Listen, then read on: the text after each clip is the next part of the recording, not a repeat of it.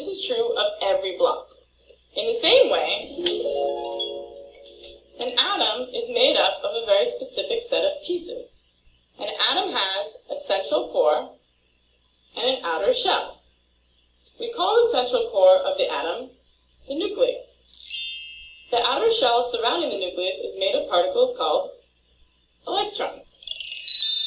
So, we can represent the atom as a block, whose nucleus is the base and electrons are the bumps. Okay, so the blocks are atoms, but some of the blocks look different from others. Is this true with atoms too? Yes, and to make this very obvious, we can organize the blocks by color. See how the ones with the same color have the same size and number of bumps? A block of a certain color is unique and has different properties compared to other blocks of a different color. This is the same with atoms. There are different atoms, and each type of atom is called an element. And it is unique and has its own properties. Oh, I get it. But that's not all. The structure of the atom, just like the block, is also important. Can you see why? Well, there are those bumps. And what do you think you can do with these bumps? I guess they'll let me connect them together. Right. Just like the bumps allow me to connect different blocks together,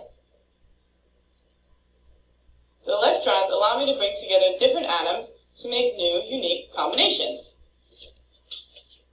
The electrons are shared between the atoms, and the sharing of electrons is called a bond. We can bond the blocks together with different number of bumps, and the more bumps we use, the stronger the bond. Here's a bond, here's a stronger bond, and here's an even stronger bond. This is the same with atoms. There are different bond strengths depending on how many electrons they share. Awesome.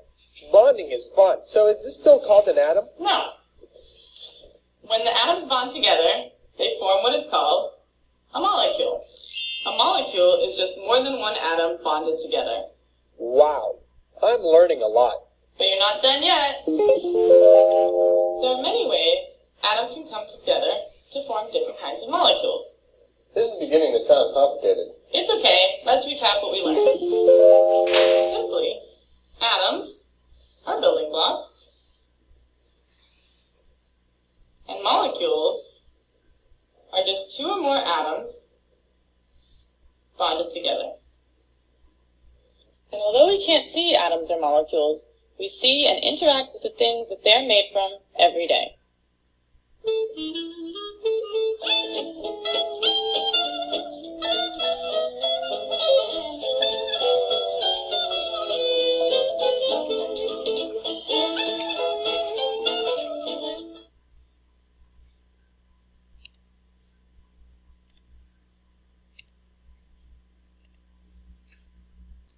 This is a summary of the difference between physical and chemical changes.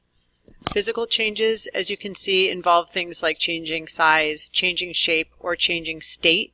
And by state, we mean solid, liquid, and gas.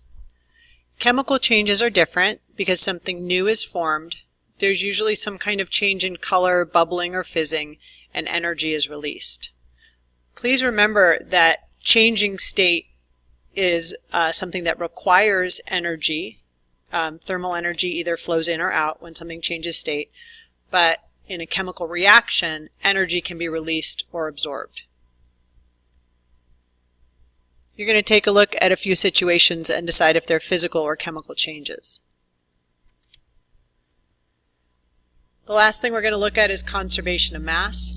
And in this situation, we have the reactants, and it's calcium chloride, the same salt we've been using in our reaction, and a sodium solution.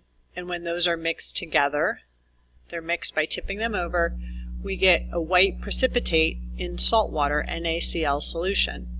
What I want you to notice is that the mass is the same before and after, and that's because this is a reaction in a closed system.